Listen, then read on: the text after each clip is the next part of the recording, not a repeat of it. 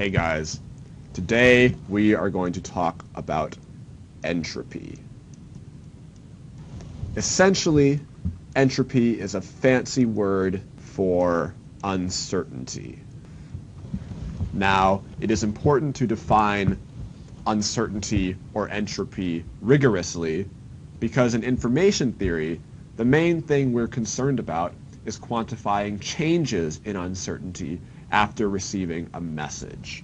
So maybe in a card game, you're interested in how much your uncertainty about what's in another player's hand changes after they play a certain card. Or maybe you're interested in how much your uncertainty about who your secret admirer is changes after you read one of their notes. Or maybe, in a more neuroscience context, you're interested in seeing how much your uncertainty about who's speaking to you changes after you hear them say a few words. Now, in order to discuss this with math, we need to quantify this uncertainty. You may have heard of other things like standard deviation or variance referred to as some kind of uncertainty. And in certain contexts, those are very good descriptions of uncertainty. But today, we are going to think about a new kind of uncertainty, and that uncertainty is called entropy. So basically, the entropy of a probability distribution tells us how uncertain we are about that distribution. So let's look at some examples. To start, let's just think about discrete distributions. Let's draw two different distributions and ask which one has a higher uncertainty, which one has a higher entropy. Remember, we can think of distributions, probability distributions, as these random object generators that, when you push a button, spit out a random object. So let's say this is distribution machine 1, and this distribution can spit out 4 different objects: 0, 0, 0, 1, 1, 0, and 1, 1. And let's say that the chance that this distribution spits out 0, 0 is the same as the chance that it spits out 0, 1, or 1, 0, or 1, 1. So in other words, the probability of any one of these is 0.25. So let's draw that out. There's our probability, and this is our, we'll call it the state. We'll say that the object the distribution spits out currently is its state. So we have 4 different states: 0, 0, 0, 1, 1, 0, and 1, 1. And the probability for each state is 0.25. So that's our first distribution. Our second distribution is a little bit simpler. Our second distribution spits out either 0, 0 or 1, 1. So it only has 2 different possible states. So if we plot those, this looks like this. And again, let's say that the states are equally probable. If they're equally probable, the probability of each one is 0.5. So the question I ask you is, if you had to play a game where you bet on the object that comes out, and you get $1 if you get it right, and you get nothing if you don't, which distribution would you choose to play the game with? Hopefully you picked distribution number 2. With distribution number 2, if you choose randomly, there's a 50% chance you'll get it right. So on average, you'll make 50 cents every time you play the game. If you had chosen distribution number 1, there are simply more choices to choose from. So the chance that you get it right is only 0.25. So on average, you will make a quarter every time you play the game. Since on average, if you were to play the game with distribution 1, you would be less certain about what number comes out. We say that distribution 1 has a higher entropy. Since if you played the game with distribution 2, you would be more certain about what state was going to come out. we say that distribution 2 had a lower entropy. So what exactly was it about distribution 1 that gave it a higher entropy? Well, distribution 1 had more options. It had more possible states than distribution 2. So if we write out the number of states, how many states did distribution 1 have? It had 4. And distribution 2 had 2 states.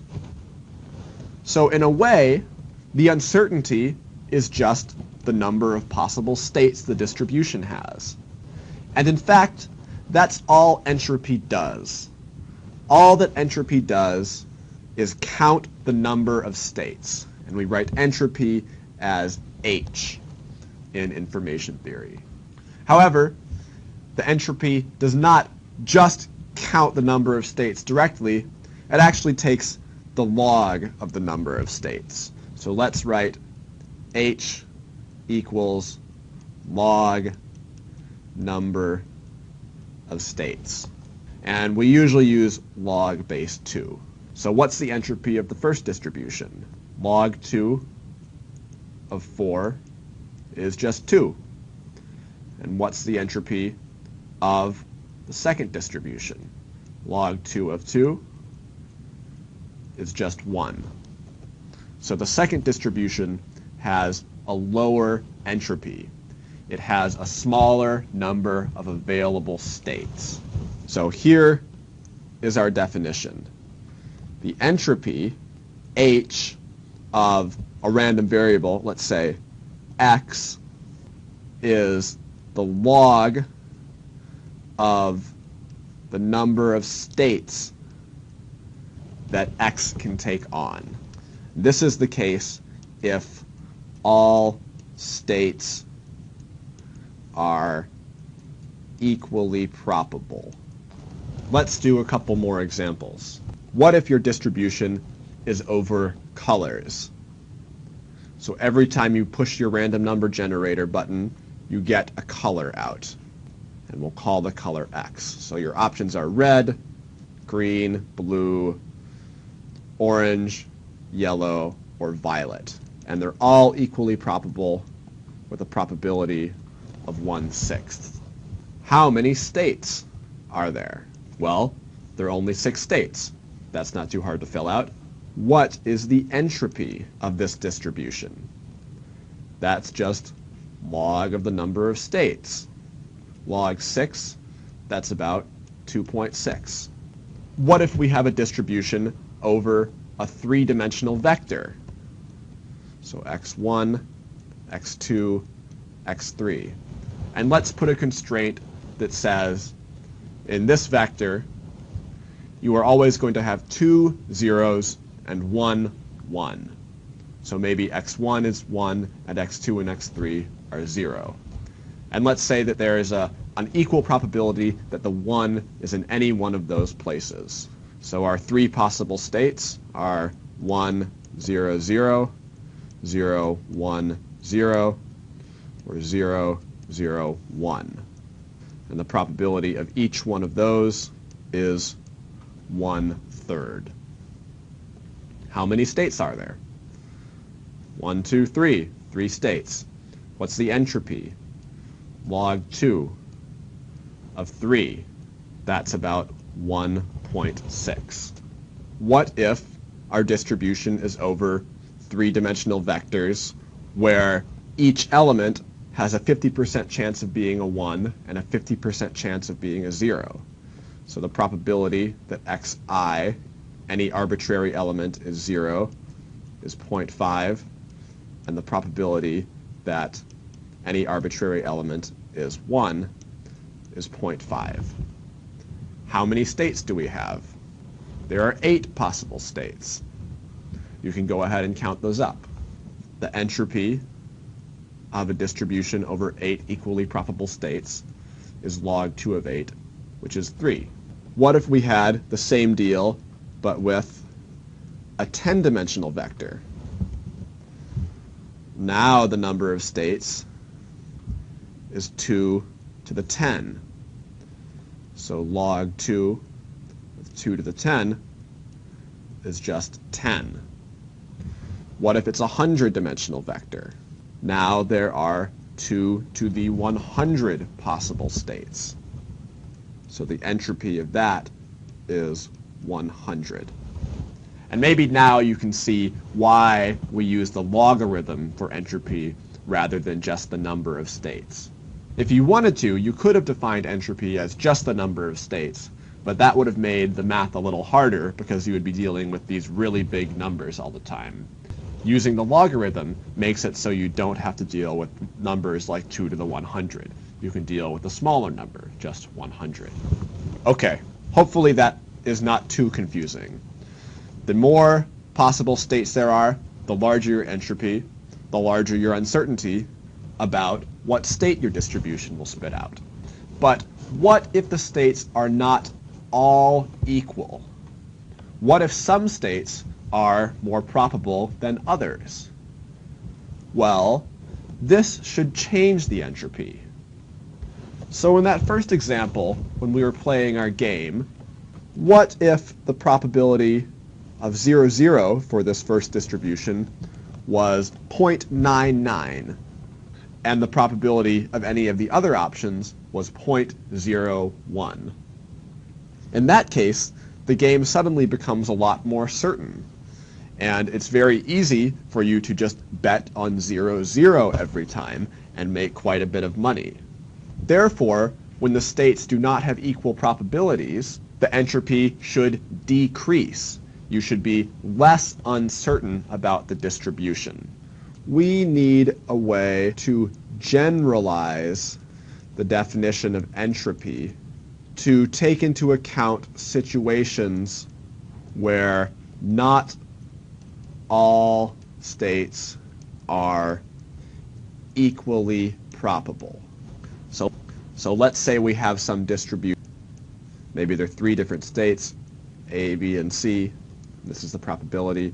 Maybe A has a probability of 0.5, B has a probability of 0.3, and C has a probability of 0.2.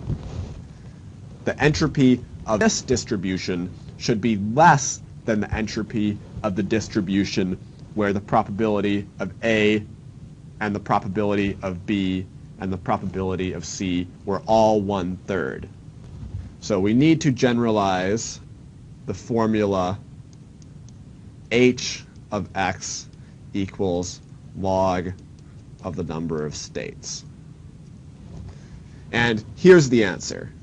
The answer, this is the full definition of entropy, the most general definition, is minus the sum over the probability of each state, so x equaling xi, times the log of that probability, where the sum is over all of the states, I.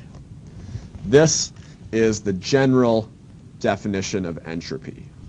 Now, just to make sure we're all on the same page, let's just remind ourselves that when we calculate the entropy, so the entropy is a function of something, right? When we calculate the entropy, the input to the function is some probability distribution. So the input is not just a single number, a single state.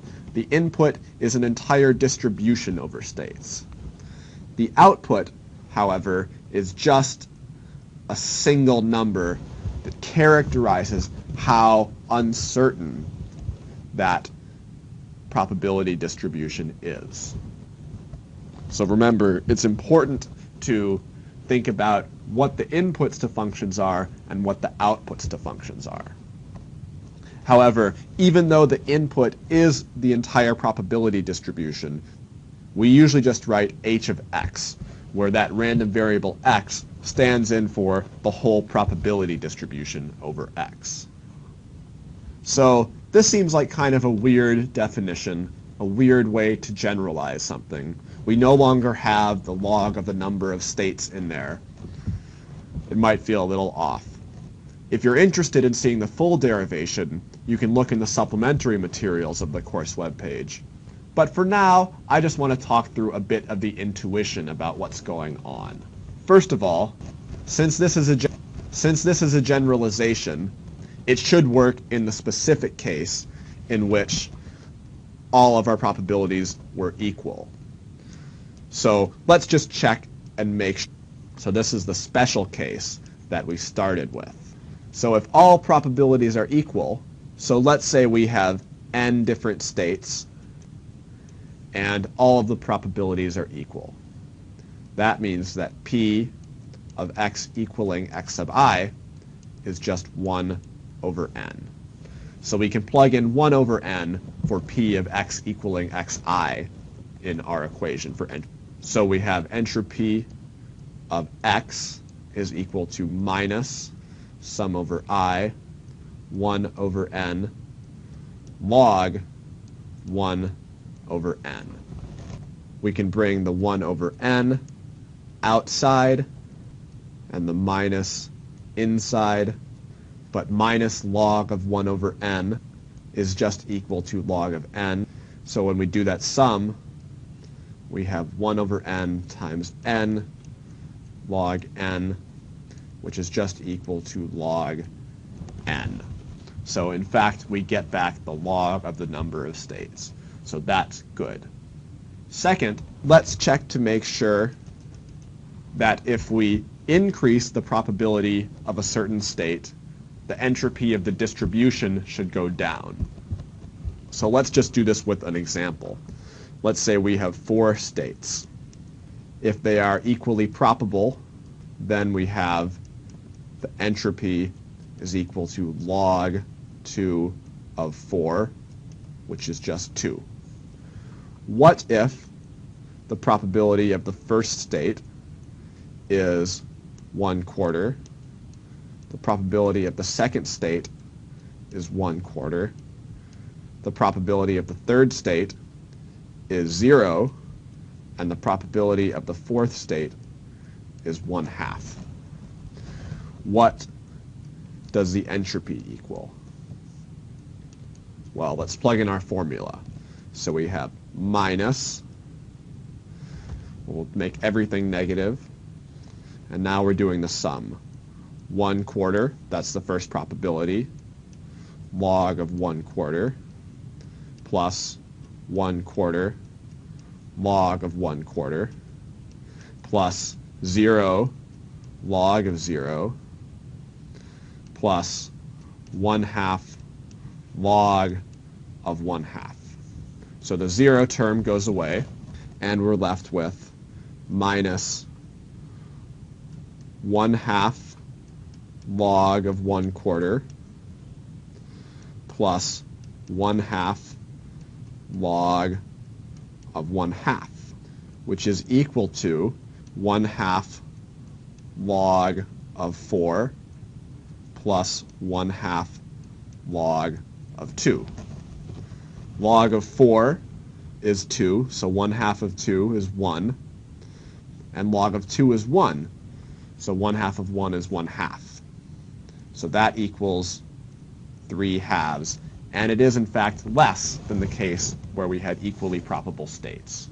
So it's starting to feel like this definition might be okay after all. But let's go over one last intuition. And to start this one, we're going to note that if you have some random variable x, the expected value of a function of x is equal to a weighted sum of all of the possible values that function can take on for different x's, weighted by the probability that those x's are sampled from our distribution. So from that perspective, we can say that the entropy of a random variable x, or of the distribution over x, is equal to the expected value of what?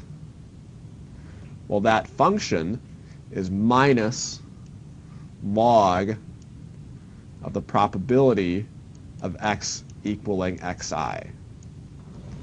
So remember, the probability of x equaling xi is a function of xi. So we can take its expected value just like we would any other function, such as xi squared or xi itself, which is what we wanted to do when we were taking the mean of the distribution. So the entropy is the average of this log, and let's just write p of I for short. So the average value of this weird quantity minus log p sub I. To understand this, let's draw a plot of minus log of p sub I. So this will be our minus log p sub I axis, and this is our p sub I axis.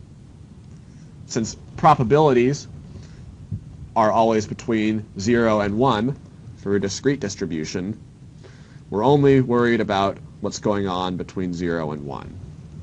So what does this function look like between 0 and 1? Something like that. What this means is that states with a very small probability, so maybe over there, have a very high minus log p sub I, and states with a very large probability have a very low minus log p sub I. So one way to think of minus log p sub I is as the amount of information you would get if your random number generator spat out the state x sub I. If it spits out a very probable state, well, you figured that was pretty likely to happen anyway, so it's nothing new. You don't get much information out of it. If it spits out something really improbable, something over here, then you get a lot of information out of that. So if you get a really improbable text message, such as your house is on fire, that gives you a lot of information. One other simple way to think about this is pretend we have a distribution over colors again. So the probability that the color is red is 0.6. The probability that the color is blue is 0.3. And the probability that the color is green is 0.1. One way to think of this distribution is as a bag of marbles, where the marbles are labeled 1 through 10. And let's say that marbles 1 through 6 are red, marbles 7 through 9 are blue, and marble 10 is green. You know the drill. Put all the marbles in the bag and reach your hand in the bag and pull a random marble out. Well, if the draw is red, which is something very probable, then that doesn't give you very much information. That only tells you that the marble is either marble 1 through marble 6. However, if the draw is green, which is an improbable state, then you know exactly which marble you've pulled out. So this isn't a really crazy way to think about things. So minus log p sub I tells you the amount of information you would get about your system having seen the state x sub I. And because this is probabilistic, we just take an average over this amount of information, and that is the entropy of a probability distribution. So again, this is just a fancy yet mathematical way to talk about uncertainty, and it will come up very often in information theory. One last note is that we just talked about discrete distributions in this video. So the entropy of a discrete distribution is minus the sum over all possible states of the probability of the state times the log of that state's probability. But in neuroscience, we often have continuous distributions. So remember, a discrete distribution looked something like this, whereas a continuous distribution looks something more like that, some continuous curve. And in the continuous case, it's actually a probability density. So remember, you have to take the integral, or the area under that probability density, to get an actual probability between 1 and 0. So in the continuous case, going from sums to integrals isn't too tricky. We just take minus the integral over the probability density of our random variable being xi times the log of that probability density integrated with respect to little xi. So there you have it. That's the basics of entropy, a way to quantify uncertainty. When we get to information theory, we're going to be primarily concerned with how much a distribution changes after we receive a message. So maybe the distribution starts out with all 4 states being equal, then you receive a message, and then suddenly the first state becomes much more probable, and the probability of the rest of the states decreases. And the way we talk about how the distribution has changed is by calculating the change in entropy, how much our uncertainty has decreased because of the message. Okay, that's it for now. See you next time.